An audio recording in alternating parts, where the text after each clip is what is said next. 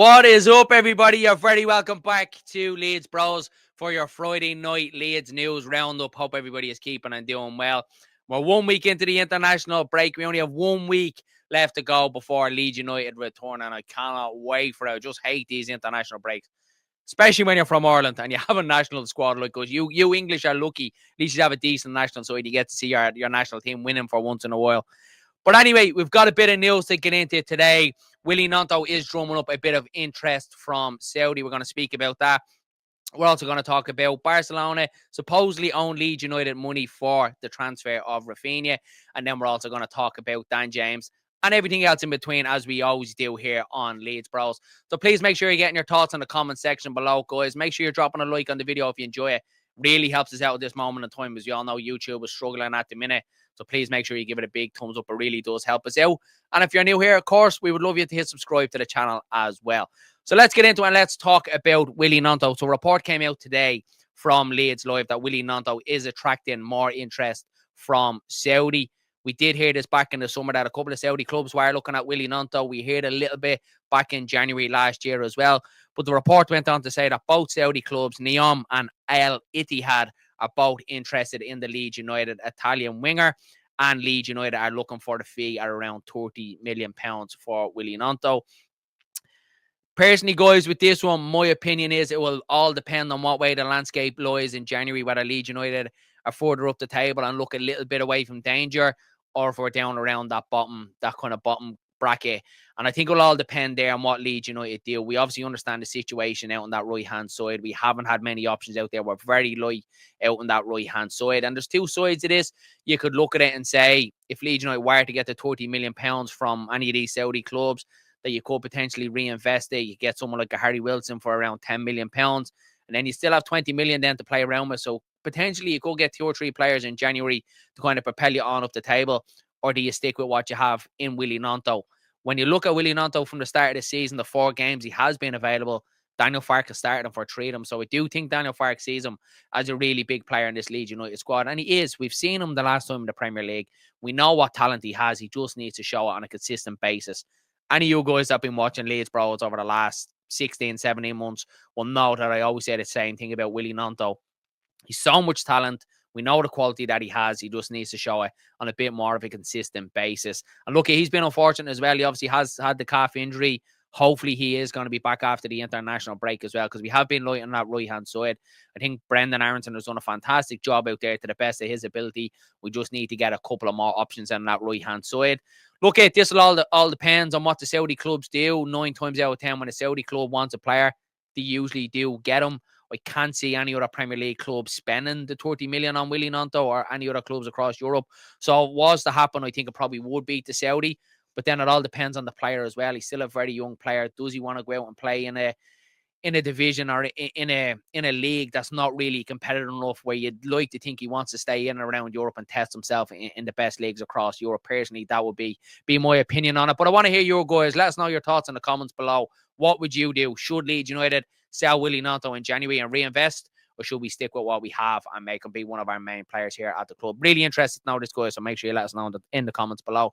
But let's move on then, and let's talk about ex-Leeds United player Raphinha. We love him, don't we? We're always talking about him. But a little bit of a weird one came out across X that Barcelona supposedly still owe Leeds United money for the transfer of Raphinha. And when I seen it was a little bit of a head scratch, I can't lie, because we obviously did hear around this time last year from the Yorkshire Evening Post and Graham Smith that he did a bit of digging into it, and it was confirmed that Leeds United have been paid in full from Barcelona. Barcelona basically got the money from creditors and paid Leeds United off, and Leeds United were done, and Barcelona still owed the money to creditors. And this one came up again, and that's what I found out like a little bit strange. But again, the Yorkshire Evening Post and Graham Smith have done the digging, and it's the same result as what we heard last year, that Leeds United have been paid in full for Raphinha, that Barcelona did go to a creditor, got a lender the money that he needed for Raphinha, and paid Leeds United. So it's Barcelona that owed a creditor money for Raphinha, and it's a Barcelona issue, and Leeds United have been paid up in full.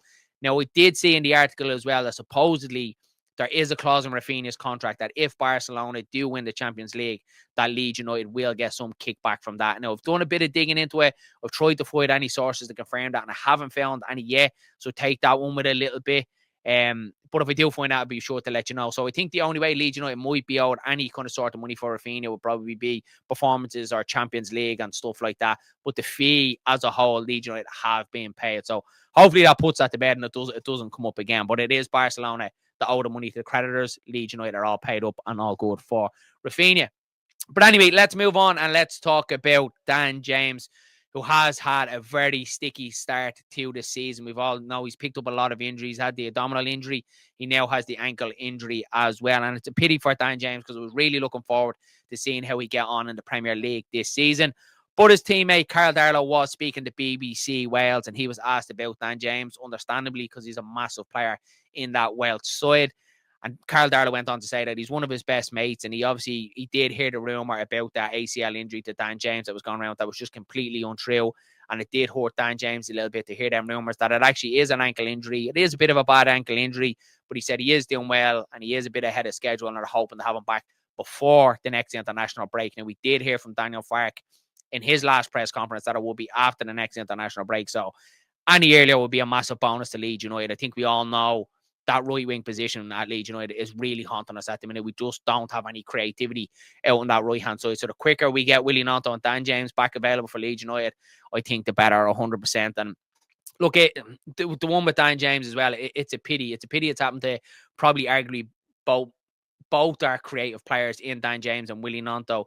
Dan James, the last time he played in the Premier League, he was playing out of position under Marcelo Bielsa, playing through the middle, playing as a number 10. He never really got that chance out on that right-hand side. And there's no denying under Daniel Farke that he's really improved Dan James. His end product has been absolutely fantastic. And I was really looking forward to seeing how he get on in the Premier League, using his pace. And there's times you could really use it. I think as well, against the likes of Spurs, if you had Dan James going down that right-hand side, he really, really would have hurt Spurs. So hopefully we get him back as soon as we possibly can, because with obviously Brendan Aronson as well, he's away on international duty as well. I believe he plays late on Friday.